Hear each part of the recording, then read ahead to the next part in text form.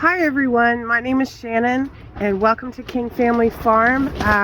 We're in my high tunnel and it's windy out, so if you hear a lot of snapping and popping, it's the poly on the tunnel blowing in the wind.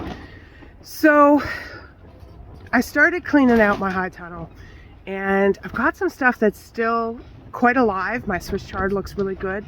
So I'm actually going to hoop it and put a couple of layers over it. So I'm going to do a low hoop with frost cloth, and then I'm going to do a slightly higher hoop with poly on it, and I think that's going to help push it along because the ground in here is not at all frozen.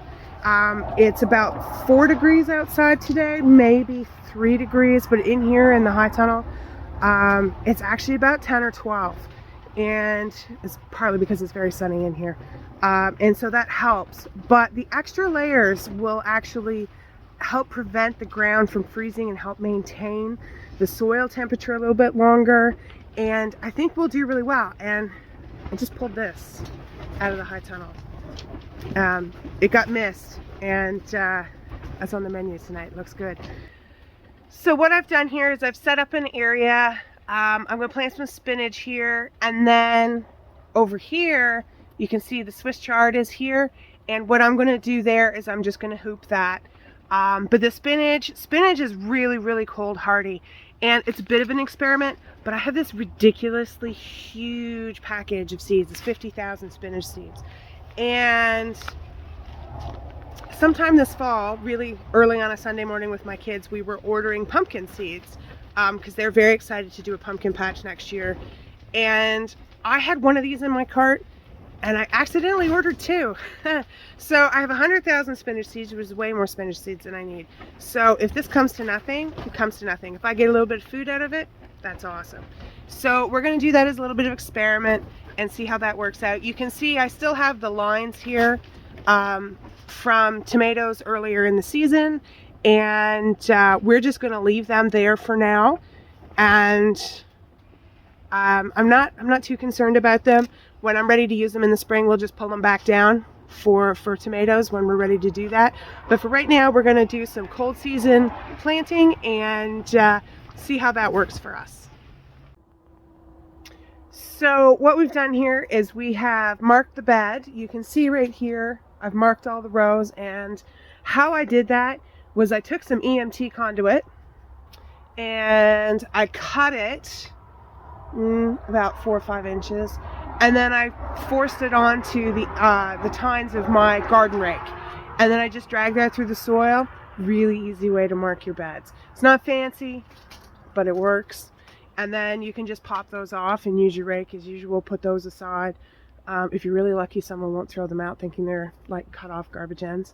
But they work really well for marking things. So now I can just sprinkle my spinach seeds right into the bed. I'm going to do that. We're losing light, so I'm going to try and get it done as fast as possible. And it's about 4:30, and the sun's just about below the ridge. So that's what we're going to do. We're going to try and get the spinach in here tonight, and then we'll use the back end of the rake to just smooth it over. And probably, I got cats wandering around in here, so I think I'm going to put some net down on top of it, or some fabric to stop them from digging around in it for the evening. And then tomorrow I'll come back and I'll put some hoops in it. So I've covered this up with some landscape fabric. I got it seeded, and then I took the back of the rake, and I just kind of lightly covered the seeds up. And then what I've done is I've actually covered it with some landscape fabric for the night and put my tools down on it, because the cats think that I have made them a fabulous litter box. I've got news for them. So tomorrow what I'll be able to do is come in here, put the hoops on, get the fabric over it, and I'm probably going to water it. The benefit of growing in the winter is you don't really need to water a whole lot because there's just not a lot of evaporation. So I am going to give it a really light water just to get the seeds kind of started, and that's about it. And then I did put some hoops, you can just see them right here, over my Swiss chard. But what's happened is this landscape fabric, well, it's not landscape fabric, sorry, that's my my Ag 19, which is row cover. It has got a spot on it that got wet, and it's frozen. And if I pull it, I'm going to put holes in it. So I'm hoping it's going to thaw out for me. If not, I'll take it up to the house tomorrow and we'll get that done. And then I'll cover these rows up. So we're basically done here for today. That's what we're going to do. And I hope you guys give some winter growing a try. If you've got a small greenhouse, I promise you things probably aren't frozen yet. And you've got some time to just try some Asian greens like Mizuna, which is a type of mustard, bok choy, pak choy. They don't mind the cold, and you may be able to get them started. At the very least, if you prep your beds, come February, you'll be able to plant carrots, and they will come up. They might take a bit, but as soon as the conditions are right, they'll pop. And I think you'll be really happy with that. So some of this is, I've tried some of it before, and it has worked for me. So it's the first time I've done it on a larger scale. Mostly what I've done is I've just paid attention to what either stays green when the snow is gone in the spring and gone, yeah, that's pretty tough. With a bit of cover and a bit of protection, it'll make it. And one of the things that actually survives really well is snapdragons. And I've left one here, and this is it right here. This is a snapdragon plant. And I'm tempted to cover it with a bit of straw because I think it'll make the winter.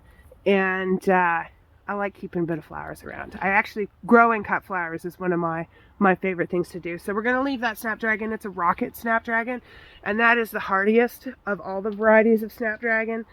So I'm probably just going to cover it with some straw and leave it be for the winter and see if it makes it. Because usually in the spring, if I leave snapdragons in the garden, in the spring, when the snow melts, they're still green.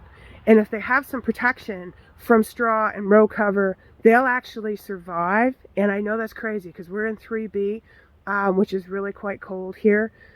We get really harsh winters, but because of the snow cover, things make it. And so if we can mimic snow cover with row covers like Ag 19 and layers of plastic, we can move our winter a little further south and make it seem like instead of being in northern New Brunswick, we're in South Jersey, and it's a little bit warmer, and things don't freeze quite the same, and it's not quite so harsh.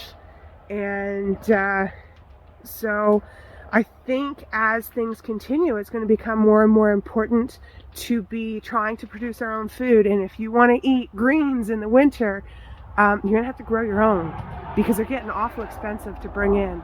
And I think that's partly a symptom of the reality of what it costs to produce greens in the winter. It's not normal to eat greens in the winter. We should be eating root vegetables like carrots and potatoes and beets and warm foods that keep us warm. And I think that's going to be continuing to eat seasonally and learning to eat seasonally. However, I do love a salad once in a while.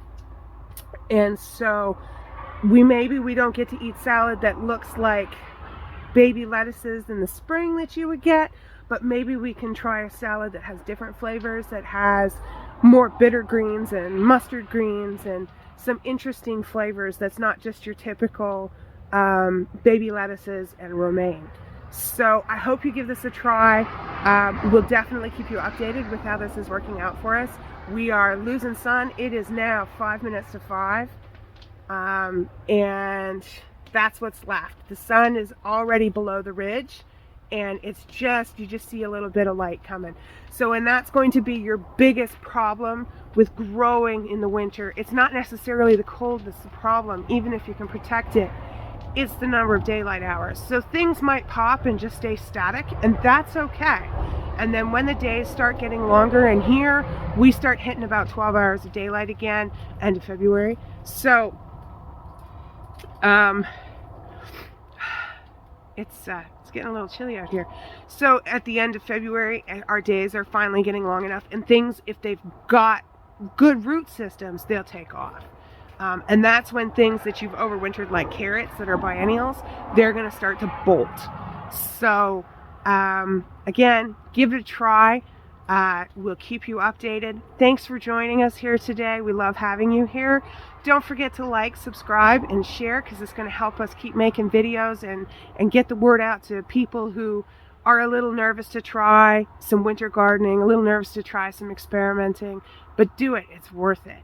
And we'll see you next time right here at King Family Farm.